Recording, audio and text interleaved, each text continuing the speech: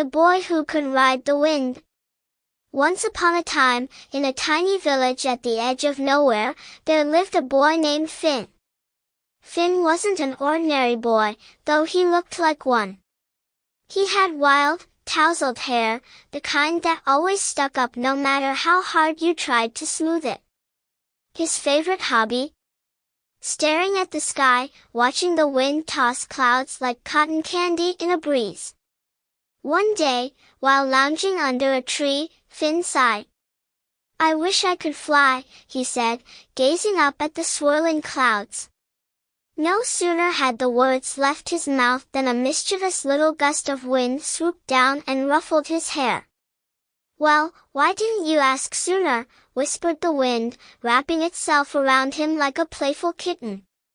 "Who said that?" Finn jumped, looking around. "Down here, silly," said the wind, twirling around his legs. Finn felt a lightness in his feet as if he'd just stepped into a puddle of bubbles. "Want a ride?" Without thinking, Finn nodded. Before he knew it, the wind picked him up by his shoes, flipped him upside down, and spun him around like a leaf in a whirlpool. Finn screamed, but it was the fun kind of scream, the kind that comes out when you're going down the biggest slide in the park. "Whoa!" Finn exclaimed, as the wind hoisted him higher and higher until the village below looked like a dollhouse. As Finn zoomed through the sky, the wind gave him a quick tour. "First stop, Mount Gigglemore," it announced, carrying Finn toward a mountain made entirely of marshmallows. And not just any marshmallows, these marshmallows had eyes and tiny arms, and they were all giggling as they bounced and rolled down the slopes. Marshmallow snowmen.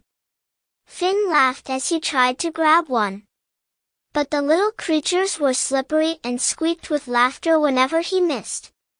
"Hang on tight," the wind whooshed, and just like that, they were off again. Their next stop was the land of whistling trees, where every tree had its own tune. As Finn flew through the air, the trees hummed and whistled together, making a symphony. One tree, who seemed to be the lead singer, sang in a deep voice, "You got wind beneath your feet, don't get blown away." Finn couldn't help but burst into giggles at the silly song. But there was more to explore. Soon, the wind carried him to the great balloon patch, where giant balloons grew like pumpkins in a field. The balloons were so big that Finn could sit on one, which he did. As the wind jostled the balloon, it bobbed up and down, bouncing Finn like a trampoline. "I never knew balloons grew on vines," Finn shouted. "They do here," said the wind. "You'll want to remember this place for your next birthday." After what seemed like hours of riding, laughing, and spinning, the wind began to slow down. "Time to head home, kid," it said, wrapping itself around Finn like a cozy blanket and gently lowering him back toward his village. As they approached the ground, Finn waved goodbye to the Marshmallow Mountain, the whistling trees, and the balloons that were now little dots on the horizon. The wind placed him down right where it had found him, beneath his favorite tree. "Thanks, wind," Finn said with a smile as his hair flopped back into its usual messy state. "Anytime, kid," the wind whispered, swirling one last time around his head. "Just call me when you want to go again. I'm always around." From that day on, Finn wasn't just an ordinary boy anymore. He was the boy who could ride the wind, and everyone knew it.